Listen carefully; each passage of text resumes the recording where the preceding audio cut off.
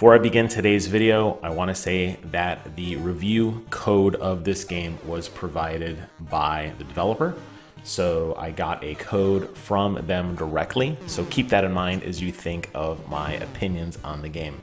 This game, by the way, is Habroxia 2, which is by Lilymo Games, and it comes out on February 3rd, 2021 for PlayStation, Vita, believe it or not, PlayStation 4, Switch, Xbox One, and Steam for the PC. That's what I was actually playing on for my review.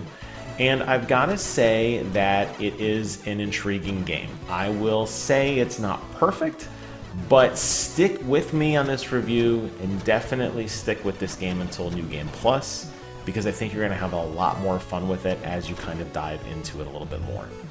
So, what is Habroxia 2? Well, it is a side-scrolling game, sometimes horizontal, sometimes, in this case, vertical, sometimes both. It jumps back and forth, where you play as Sabrina, who is some daughter of a pilot, and she goes in search of her missing father.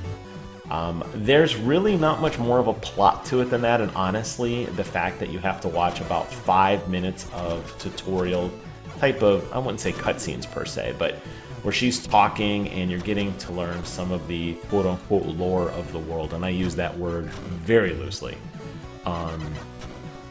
You kind of feel like you're gonna get a story, and there isn't one. So I'm not really sure why they felt the need to start off the game with so much of this. Now, when you do beat the game, and I mean the quote-unquote true ending, you do get a little bit of closure kind of on what happened, but you're gonna forget about it. You're gonna be like, oh yeah, I totally forgot that the character's name was Sabrina, and that doesn't really matter.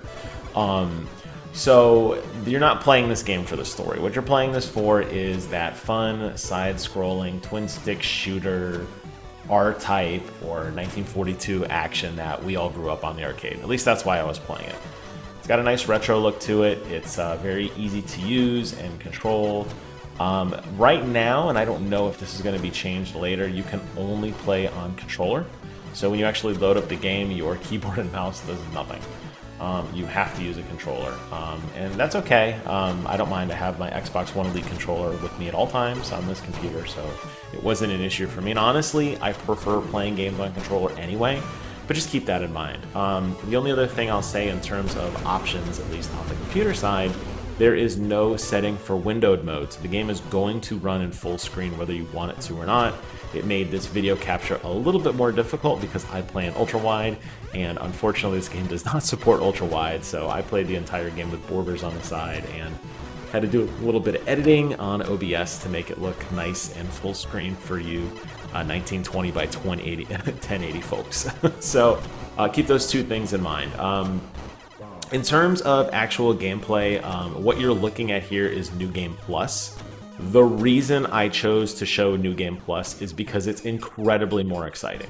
Now, this game has a couple interesting things going for it, and it is by no means a bullet hell game, although at times it definitely feels like that. There is a bit of strategy in terms of how you use your power-ups and when to use your built-in ship's special weapons, we'll call them.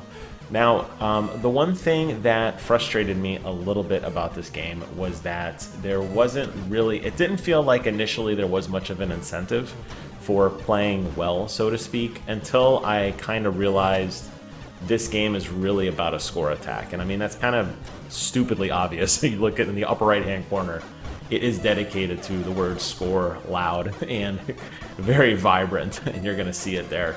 You're also going to see a combo meter, which this was very odd why I failed this mission. I think that's a bug. I killed the boss and then I died, but whatever. We'll do another one. You'll notice that you're getting points for completing killing enemies, and there is a combo meter that is constantly running in the background. If you can kill subsequent enemies, you will get additional points for each enemy that you kill, which does increase your score. Ultimately, at the end, that is translated into credits.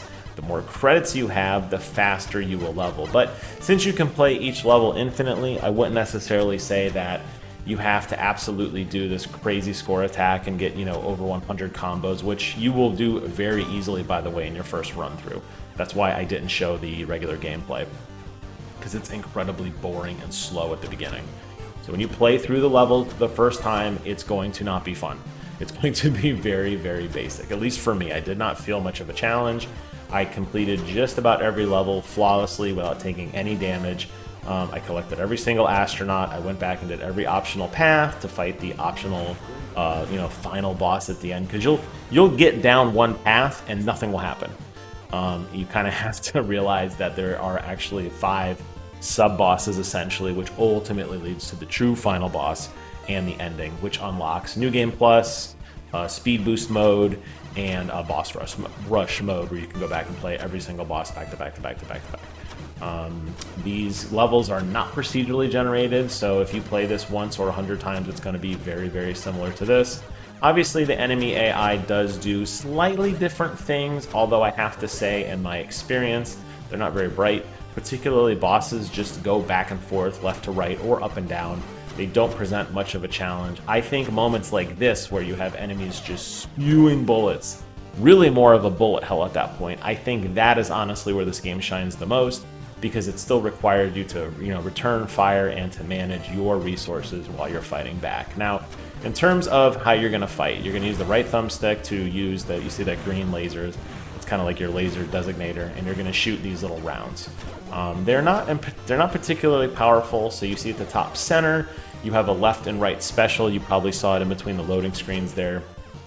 There are there's a couple ornaments that you can change through that will allow you to do a special move directly in front or behind your ship, whether it's laser guided missiles or bombs. That's the ones that I constantly use, or rapid fire in the back. And that charges up in that top center. You'll see you can only use one or the other, by the way. Whether you use left or right, it resets the meter. So it's not like you can charge left and then right. You're doing one or the other. Then additionally, you'll see power-ups. You saw me just use a laser beam there. You'll see me use bomb blast, shields, that sort of thing. Those are just collectibles you pick up, and you can dump those as fast as you get them. There's no penalty on that, and there's no real cooldown per se. I think the one issue that I have with the difficulty in this game is enemies seem to drop stuff very, very rapidly. So you're constantly getting upgrades, or I shouldn't say upgrades. You're getting special weapons to, power your ship. You'll also get health upgrades, which I intentionally kind of troll here just to see for a while how high I could get my health against this particular laser drill boss. You can get your health ridiculously high, even though the game does start you with a quote-unquote ship health. That is one of the upgrades that you can collect that allows you to upgrade your starting HP. You'll see mine right now is at 125 in the top left. As you collect more of these items, you'll see my health goes up and up and up and up. I finally got tired of it and just decided to kill the boss. But in this particular battle, for whatever reason, even though the boss is a ridiculous bullet sponge, it continuously cycles you through these walls, these destructible walls, that when you do destroy them, and it's particularly easy to destroy them with my bombs, one of the reasons that I love them, it's a ridiculous splash damage, is that you can collect these things, and you can see my health just going through the roof. I'm never in danger ever of losing this fight, and that's one of the things that frustrates me. Even on New Game Plus, I feel like even though there is more to do and it is faster and more combat is, bullets are coming at you faster and it's more frenzied of a pace, the amount of drops you get in the game is just ridiculous, and it just doesn't really present much of a challenge at times. Each level does include a bounty enemy, which is a rare enemy that you have to find and kill before they leave the screen, and each level does include at least one astronaut that you have to save. The astronauts are Easter eggs for Colin Moriarty and his friends and family, so if you look at the names, you'll probably recognize a few of them. If you're a fan of Colin's Last Stand or any of his, his other podcast work, you'll definitely recognize some names there. Collecting the astronauts gives you some score, and then obviously it's another collectible. So yet another way to play through this game with the regular mode and the New Game Plus mode, and in this collecting the astronauts mode, I guess, if you want to think of it that way, is going through. Ultimately, I like this game. It was fun. I clocked in under about 3 hours to get to where I am now. It is not a long game by any stretch of the imagination, and I've gotten, I think, 37 of 41 achievements right now, or 37 of 40 achievements on Steam. So I've done pretty much everything. There's just a couple cleanup things to do in New Game Plus. I don't really platinum games, but I just wanted to kind of see what the completion, how much how much value could you get for it? And this is going to be a game you're probably going to blow through in a day, realistically. Even with the New Game Plus, even with the Boss Rush mode, even with the Speed Challenge mode where they make you try to fly through a level very quickly. Keep that in mind. I'm not sure exactly what the price point is yet. I know this comes with both a digital and a physical release, but if you're jonesing for some old side-scrolling twin-stick shooter action, I think you're going to have fun with it. And last thing I'll say about this is, soundtrack's kind of neat too. It does grow on you. So, hope you guys enjoyed my review of this game. I will post a link to the official page in the description box below. And yeah, I think that wraps it up for me today. I hope you guys found this video informative. Thank you guys so much for watching. Take care of yourselves, and until next time, I will see you guys on the other side.